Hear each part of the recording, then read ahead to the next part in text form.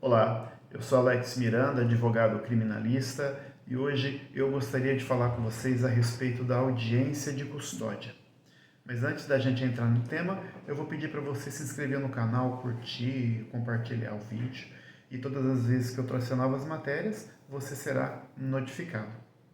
Pessoal, o que é audiência de custódia? Quando ela acontece? Bom, a audiência de custódia é um procedimento judicial. A gente vai imaginar que todas as vezes quando uma pessoa participa de uma audiência de custódia, essa pessoa foi presa. Essa prisão pode ser uma prisão em flagrante delito, ou seja, quando uma pessoa está praticando um crime e naquele momento ali a polícia realiza a sua prisão, ou quando existe a expedição de um mandado de prisão, ou seja, já existe um processo em curso, em razão daquele processo foi requerido a prisão daquela pessoa e a polícia dá cumprimento àquele mandado de prisão e aí a pessoa vai ser conduzida para a delegacia e depois participar de uma audiência de custódia. Qual que é a diferença desses momentos? Bom, vamos imaginar quando uma pessoa é presa em flagrante delito. A gente pode imaginar, por exemplo, quando uma pessoa está realizando a prática de um roubo e aí a polícia prende aquela pessoa em flagrante delito, vai conduzir a pessoa para a delegacia de polícia, né? Não sendo o caso do arbitramento de fiança, né? A pessoa permanecendo presa, no outro dia, no prazo de até 24 horas, é o que a legislação prevê, a pessoa vai passar por uma audiência de custódia. Veja, essa pessoa foi presa em flagrante delito, ela não saiu. A legislação prevê aquelas condições, aquelas situações quando cabe fiança. É claro que isso é objeto de outro vídeo, mas se o delegado entender que em razão daquele, que por conta daquele crime não cabe o arbitramento de fiança, a pessoa permanecerá presa. E aí, no prazo de 24 horas, vai ser realizada a audiência de custódia. Mas a audiência de custódia também pode acontecer naquelas situações em que uma pessoa já está respondendo uma ação penal, um processo penal, e por determinado motivo o juízo expede-se o mandado de prisão e aí a polícia, na maioria dos casos, a polícia civil vai até a residência daquela pessoa. A gente pode imaginar, por exemplo, um caso de um devedor de pensão, a pessoa não pagou a pensão, a mãe, né, a filha, e ajuizou uma ação de execução de alimentos sobre o rito da prisão, e aí foi lá expedido o mandado de prisão no curso processual, e aí a pessoa foi presa, foi levada à delegacia de polícia, e aí depois, no prazo de até 24 horas, a pessoa se submete à audiência de custódia. E o que acontece na audiência de custódia? Bom, é uma audiência muito simples, uma audiência muito tranquila. Via de regra, não tem muito segredo. Na prática, essas audiências não demoram mais que 20 minutos no máximo.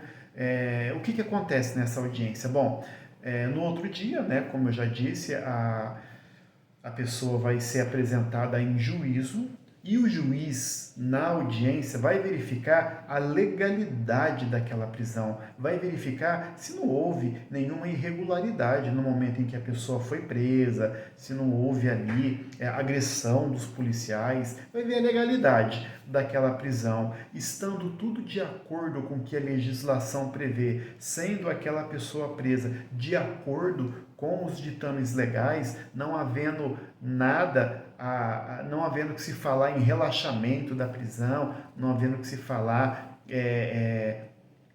em nulidade daquela prisão. É claro que nesse momento não se discute o mérito, via de regra é a legalidade mesmo, mas não havendo motivos para que a pessoa indague sobre a forma como se deu aquela prisão, via de regra a pessoa permanecerá presa. Mas o que acontece, pessoal? Uma pessoa, quando ela é presa em flagrante e aí depois ela é submetida ao juízo, o juiz vai entrevistar aquela pessoa, né, vai perguntar para ela como foi feita a prisão, vai perguntar se, via de regra ali, o juiz precisa observar qual foi o comportamento dos policiais no momento da realização daquela prisão, e aí o Ministério Público, depois que o juiz faz aquela entrevista do preso, da presa, o juiz abre a palavra para o promotor de justiça, a promotora de justiça, né, que vai fazer a análise do caso. Se o promotor entender que não é caso de conceder a liberdade daquela pessoa, o Ministério Público vai pedir que aquela prisão em flagrante seja convertida numa prisão preventiva, ou seja, a pessoa continuará presa. Agora, se o Ministério Público entender que não estão presentes ali os pressupostos para que a pessoa fique presa, o Ministério Público pode requerer a liberdade provisória. Entretanto, depois que o Ministério Público se manifesta, a palavra é dada para a defesa, para o advogado, para a advogada, para a Defensoria Pública, que porventura esteja ali representando o preso. E, na maioria dos casos, os requerimentos apresentados pela defesa é um pedido de liberdade provisória. O que é esse pedido? Vai pedir a absolvição dele? Não, porque naquele momento da audiência de custódia não vai se discutir um mérito.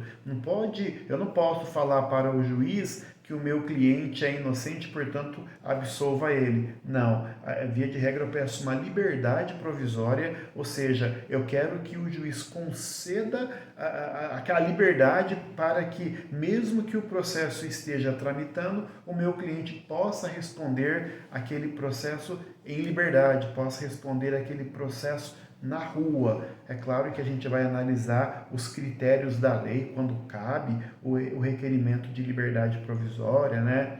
Mas também a defesa também pode fazer um requerimento ali de relaxamento da prisão, imaginando que se trata de uma prisão irregular, uma situação em que a prisão não foi realizada de acordo com os ditames legais, não foi realizado de acordo como deveria ser. E aí eu vou verificar como foi feito o procedimento, e verificando que houve ali alguma ilegalidade na prisão, a defesa pode requerer o relaxamento da prisão.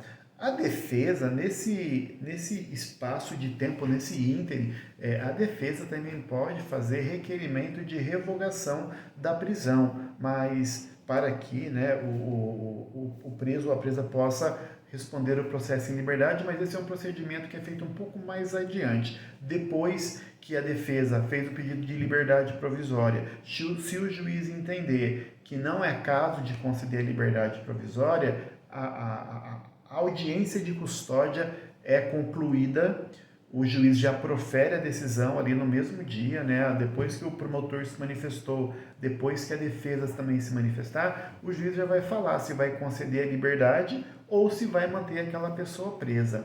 Se o juiz manter aquela pessoa presa, o procedimento acaba, ele vai ficar preso até o processo terminar? Não, o juiz não vai analisar o mérito da prisão, como eu disse, mas ele vai analisar a possibilidade daquela pessoa poder responder aquele processo em liberdade. Entretanto, se o juiz entender ali na audiência de custódia que não é caso de conceder a liberdade para aquela pessoa naquele momento, o processo vai ser distribuído, né? E depois que o processo for distribuído para uma das varas criminais, aí o processo vai para outro juízo, né? Se não for o mesmo juiz de plantão, né, normalmente vai para outro juiz. E aí a defesa pode fazer um novo requerimento de liberdade, pode trabalhar a possibilidade de habeas corpus no tribunal, enfim, depende muito do caso concreto. Mas a audiência de custódia é um procedimento que acontece após 24 horas, assim a legislação prevê, preceitua, determina que após 24 horas a prisão da pessoa deve acontecer a audiência de custódia. Portanto, se a pessoa, depois de presa, se a pessoa não foi liberada ali pelo delegado, pela delegada de polícia, não foi arbitrada a fiança, vai acontecer uma audiência de custódia e aí o juiz vai analisar o caso para ver se concede a liberdade daquela pessoa ou para ver se mantém aquela pessoa presa. Lembrando que naquele momento o juiz vai analisar a possibilidade da concessão da liberdade naquele momento, o que não impede de ser feito novos requerimentos para que essa pessoa possa responder esse processo em liberdade. E aí depois vai ser feita análise de mérito, análise das provas, mas tudo isso depois de negado o requerimento de liberdade provisória ou de relaxamento da prisão.